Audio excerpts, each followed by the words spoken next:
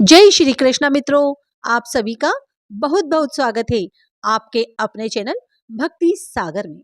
हिंदू धर्म में पितरों का बहुत अधिक महत्व है। भाद्रपद माह की पूर्णिमा तिथि से अमावस्या तक के समय को पितृपक्ष कहा जाता है। इस वर्ष 17 सितंबर से पितृपक्ष शुरू होगा और 2 अक्टूबर को समाप्त होगा। इस समय कुल के पितरों का स्मरण करने और उनकी पूजा और तर्पण करने का होता है। ब्रह्मा पुराण में बताया गया है कि विधि विधान से पितरों का तर्पण करने से पितृ ऋण चुकाने में मदद मिलती है। इस समय पितरों की आत्मा की शांति के लिए पिंडदान और श्राद्ध किया जाता है। आइए जानते हैं पितृपक्ष की तिथि, श्राद्ध का महत्व, श्राद्ध विधि और सामग्री की पूरी सूची। वर्ष 2024 में पितृपक्ष के दौरान श्राद्ध पक्ष की तिथियां। पूर्णिमा का श्राद्ध 17 सितंबर मंगलवार को मनाया जाएगा। प्रतिपदा का श्राद्ध 18 सितंबर बुधवार को होगा। द्वितीया का श्राद्ध 19 सितंबर गुरुवार को रहेगा। तृतीया का श्राद्ध 20 सितंबर शुक्रवार को रहेगा। चतुर्थी का श्राद्ध 21 सितंबर शनिवार को मनाया जाएगा। महाभरणी 21 सितंबर शनिवार को रहेगी। पंचमी का श्राद्ध 22 सितंबर रविवार को, वहीं षष्ठी का श्राद्ध 23 सितंबर सोमवार को मनाया जाएगा। सप्तमी का श्राद्ध 23 सितंबर सोमवार को ही रहेगा। अष्टमी का श्राद्ध 24 सितंबर मंगलवार को रहेगा। नवमी का श्राद्ध 25 सितंबर बुधवार को मनाया जाएगा। वहीं दशमी तिथि का श्राद्ध 26 सितंबर गुरुवार को रहेगा। एकादशी का श्राद्ध 27 सितंबर शुक्रवार को और द्वादशी का श्राद्ध 29 सितंबर रविवार को। मघा श्राद्ध 29 सितंबर रविवार को। त्रयोदशी का श्राद्ध 30 सितंबर सोमवार को रहेगा। चतुर्दशी का श्राद्ध 1 अक्टूबर मंगलवार को रहेगा। सर्वपितृ अमावस्या 2 अक्टूबर बुधवार को मनाई जाएगी। श्राद्ध विधि और सामग्री की सूची। आइए अब जानते हैं श्राद्ध विधि और सामग्री की सूची। पितृ पक्ष में किसी ब्राह्मण के जरिए पितरों का तर्पण करना चाहिए। श्राद्ध में दान का विशेष महत्व होता है। ब्राह्मण के साथ साथ जरूरतमंद लोगों को भी दान देना चाहिए।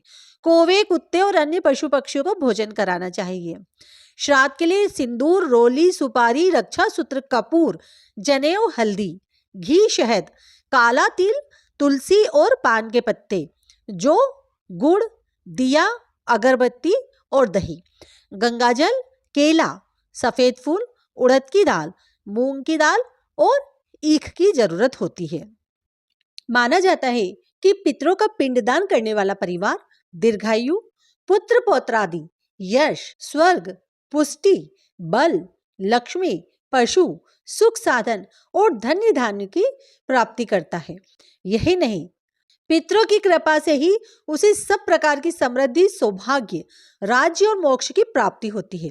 वर्ष में एक बार आने वाला श्राद्ध पक्ष हमारे लिए सौभाग्य लेकर आता है, इसलिए इसका स्वागत सत्कार करना चाहिए। पितरों की शांति के लिए श्रद्धा भाव रखते हुए श्राद्ध तिथि पर सूर्योदय से पहले उठकर नहाएं। साफ कपड़े पहनकर पितरों की तृप्ति के लिए श्राद्ध और दान का संकल्प लें। मूल रूप से श्राद्ध के दिन भूखे रहकर पूर्ण श्रद्धा पूर्वक सात्विक भोजन तैयार करें।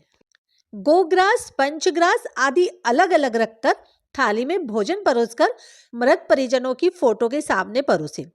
हाथ जोड़कर उनसे दया दृष्टि करते हुए पधारने और भोजन ग्रहण करने की प्रार्थना करें। उनसे अपनी संतान को धन, धान्य, समृद्धि और स्वस्थ बने रहने का आशीर्वाद मांगे। इसके बाद ब्राह्मण को तृप्ति पूर्वक भोजन करवाकर श्रद्धा अनुसार दान दक्षिणा देकर संतुष्ट करें और उनका आशीर्वाद लें। भोजन करने के बाद जो गोग्रास रखा था वह गाय को और पंचग्रास कौवों, कुत्ते, कीड़े मकोड़ों आदि को खिलाएं। इसके बाद घर के सदस्य भी भोजन करें। किसे है श्राद्ध करने का अधिकार? पिता का श्राद्ध करने का अधिकार मुख्य रूप से पुत्र को ही है। एक से अधिक पुत्र होने पर श्राद्ध की सभी क्रियाएं ज्येष्ठ पुत्र को करनी चाहिए। अगर पुत्र ना हो तो पत्नी को श्राद्ध करना चाहिए और पत्नी के भी अभाव में सहोदर, भाई या फिर पौत्र पौत्रादि, जवाई, दोहित्र, भतीजा इसके अधिकारी होते हैं। श्राद्ध पक्ष में करें इन चीजों का दान। श्राद्ध पक्ष में गाय, भूमि, तिल, सोना, घी, वस्त्र, धान, गुड़, चांदी और नमक, इन 10 वस्तुओं का दान पितरों के निमित्त किया जाता है। इस पक्ष में पितरों से संबंधित दान केवल ब्राह्मणों को दिया जाना चाहिए। किसी अन्य संस्था या अनाथालय में सहानुभूति राशि दी जा सकती है, किंतु भोजन पर ब्राह्मण का ही अधिकार है, क्योंकि ब्राह्मणों को ब्रह्म का सीधा प्रतिनिधि माना जाता है।